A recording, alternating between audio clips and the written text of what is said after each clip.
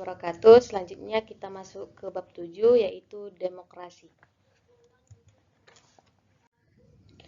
Yang dimana sebuah penelitian yaitu UNESCO pada tahun 1949 menyatakan bahwa mungkin untuk pertama kali dalam sejarah demokrasi dinyatakan sebagai nama yang paling baik dan wajar untuk semua sistem organisasi politik dan sosial yang diperjuangkan oleh pendukungnya yang berpengaruh.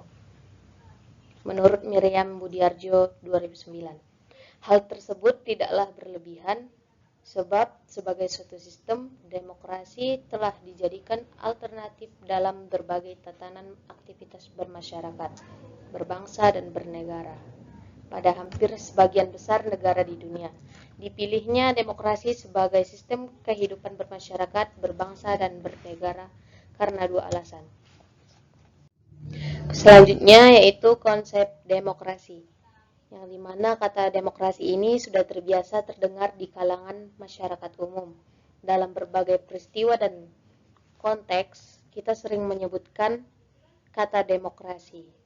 Demikian pula dalam bentuk sifatnya, yaitu demokratis, kita gunakan untuk berbagai tindakan, mulai dari individu, bermasyarakat, bangsa maupun negara. Walaupun demikian, kata demokrasi ataupun sifat demokratis tidak jarang dipakai dalam konteks yang justru bertentangan dengan makna demokrasi itu sendiri. Seperti tertulis oleh Zamroni 2011 yang menyatakan bahwa perkataan demokrasi dan dalam bentuk sifatnya demokratis tidak jarang banyak dipakai dalam berbagai konteks yang pada hakikatnya bertentangan dengan makna demokrasi itu sendiri. Di Giuliardi 2016 menjelaskan secara teoritis demokrasi yang dianut oleh negara-negara di dunia terbagi menjadi dua, yaitu demokrasi langsung, yang dimana demokrasi langsung ini ialah paham demokrasi yang mengikutsertakan warga negaranya dalam permusyawaratan untuk menentukan kebijakan umum dan undang-undang. Dan yang kedua itu ada demokrasi tidak langsung, yaitu paham demokrasi yang dilaksanakan melalui sistem perwakilan yang biasanya dilakukan melalui pemilihan umum. Selanjutnya yaitu prinsip-prinsip demokrasi. Ada 4 prinsip yang terkait dengan pemerintahan demokrasi. Yang pertama itu ada kedaulatan rakyat, yang kedua persamaan politik, yang ketiga konsultasi kepada rakyat, dan yang keempat aturan mayoritas. Sementara itu, dalam konteks Indonesia, Ahmad Sanusi mengatakan bahwa mengetengahkan 10 pilar demokrasi yang dipesankan oleh para pembentuk negara sebagaimana diletakkan dalam Undang-Undang Dasar 1945. Kemudian, demokrasi di Indonesia. Demokrasi di Indonesia ini telah mengalami berbagai fase sejak masa penjajahan hingga saat ini.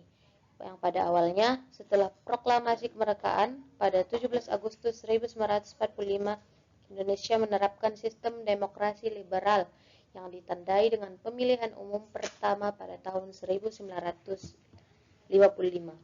Namun, periode ini tidak berlangsung lama karena munculnya ketidakstabilan politik yang menyebabkan terjadinya kudeta militer pada tahun 1965 dan beralihnya kekuasaan pada Orde Baru di bawah Presiden Soeharto.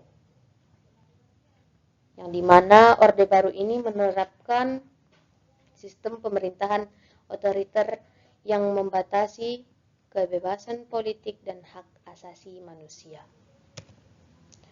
Kemudian yang terakhir ada pendidikan demokrasi.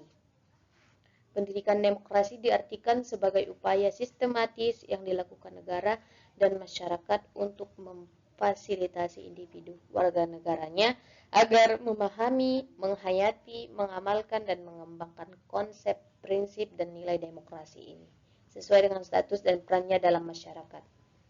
Yang pada dasarnya pendidikan demokrasi dapat dilakukan melalui 3 cara. Yang pertama ada pendidikan demokrasi secara formal, yang kedua ada pendidikan demokrasi secara informal, dan yang ketiga ada pendidikan demokrasi secara non formal. Mungkin itu saja yang bisa saya sampaikan. Assalamualaikum warahmatullahi wabarakatuh.